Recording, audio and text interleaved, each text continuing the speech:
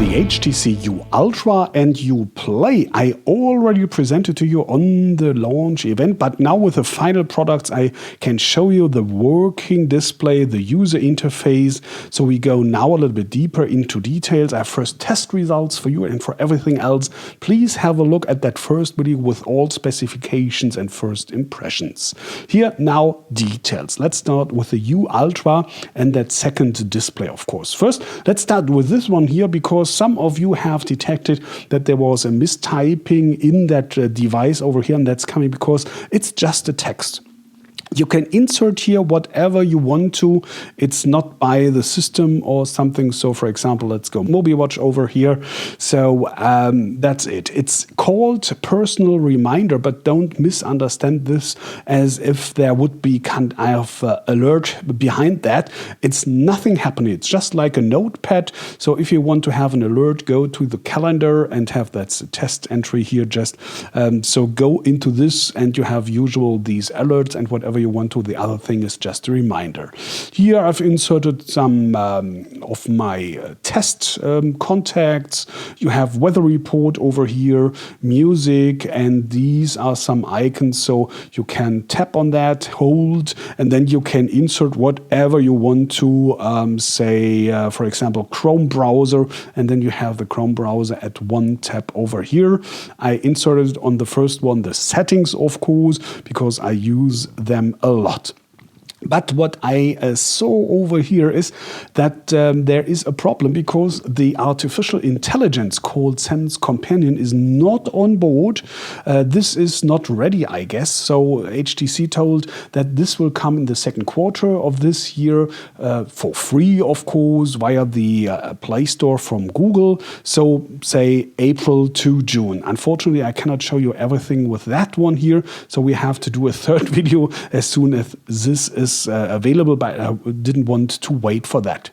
Coming to the settings of the second display here. So first you can, if you want to say, okay, if the main display is on, I do not need that one. And that's if you want that one if the main display is off. And if you tap on the left, you can have the several settings here and drag and drop down and up. You know these things. And with that one here, that's what I wanted to show you, that, for example, you don't have that typical with date and time and especially battery power. You see, this is, I cannot type this on, so I guess it depends on the artificial intelligence, and as this is not on board, this is not working, I guess at least.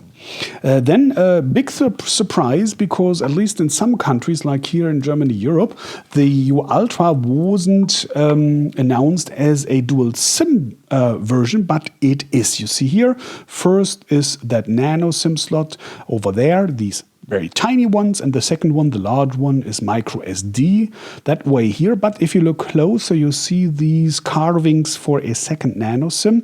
This was announced, the Play was announced already with a dual SIM, so both are dual SIM in, I guess, most markets, not everything.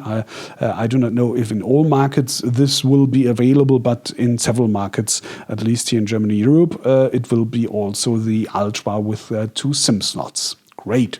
Coming to the multimedia features, and you remember there is just that USB Type-C slot, no additional jack for headphones, these 3.5 millimeters, unfortunately.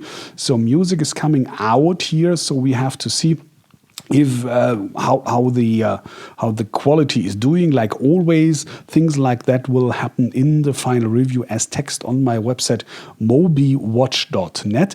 But I wanted to show you here that you just have one mono speaker in the bottom here on the Play, and it's a little bit different on the Ultra here. You have that on the left side here, but let me start the music for this one here. So, and get like that. So you see here you have that second speaker. It's not so loud and it's not so many basses like this one here, but you hear the difference.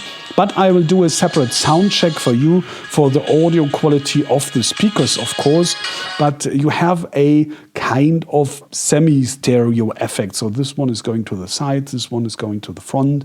It's kind of stereo, but not really, and especially not that stereoscopic effect like on the previous HTCs. Remember these ones with the stereo front speakers going right into your face? That was great for example, for watching YouTube videos or music, of course, also.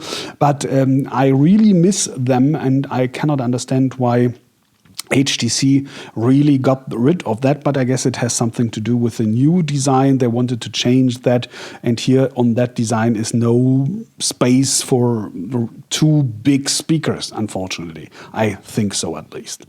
Then let's go to the test results. First of all, the brightness of the screen. Like I told you, it's all LCD. And by the way, do not guess that I forgot this one here. I just reduced the brightness a little bit because it's coming better in the videos I've seen, so it's no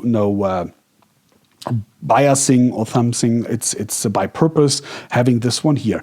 For the testing of the brightness, I go like this with these white background, and I measure it in the middle of the screen, both, like I told you, dual domain IPS, like this one also. And here on the play, I measured 382 nits. That's 21% below the average, meaning in bright sunlight or something, you could get in trouble with that one here. And it's a little bit different here on the U Ultra because the sensor, both have that brightness sensor over here, but here on the Ultra, if it's realizing, okay, you have bright sunlight or bright surroundings, this one is going up to like a sun booster, like a turbo. It's going with up to 495 nits. Without sun boost, it's 480.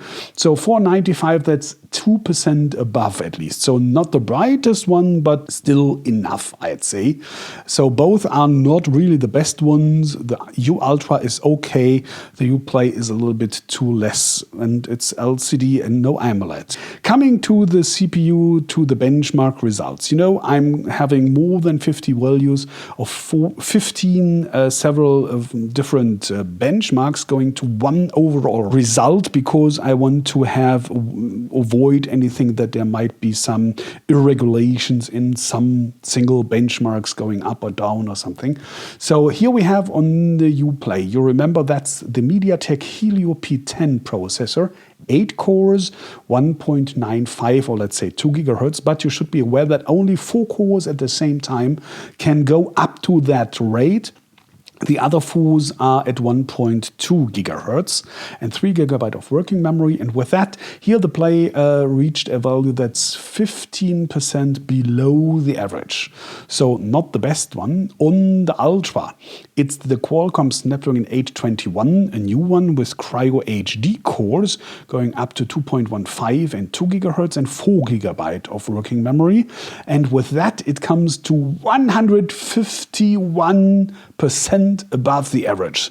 Rank 3, so at least in my all phones I've tested, it's rank 3 here, so meaning one of the powerful, most powerful phones you can find in the market at the moment, at least in Germany, Europe at least. So this one is really, really powerful. 151%, meaning 1.5 times quicker, better, more power than usual. Yeah, so what does it mean in real life? Here you will have, even as a advanced gamer, Dead Trigger 2, you will get your 60 frames from 60. I will test that, of course, but I'm quite sure of that. And here it's, yeah, for regular users, absolutely okay. As you can see here, all these things are, or let's open that app. That's the first time, and second, it's quickly and everything. So you won't miss anything as a regular user. But if you want a lot of horsepower here, for example, for gaming or something, this might be a little bit too weak for your what you're planning to do. You have to see that.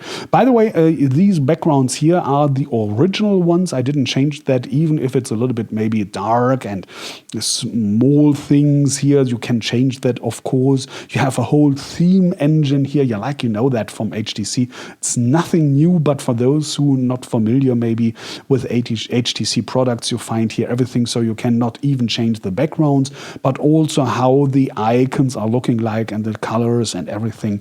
You can do that by yourself, but complete themes are lying here and you can download even more. yeah, with that, coming back to the test results. Now we're coming to the most important, I guess, it's the battery runtime. Here on the Uplay, we have both our, I can show you, it's no secret. And by the way, you can see now how it's looking like without swiping. I used both one day, and especially here the blue one. You remember, I love that most on the launch event.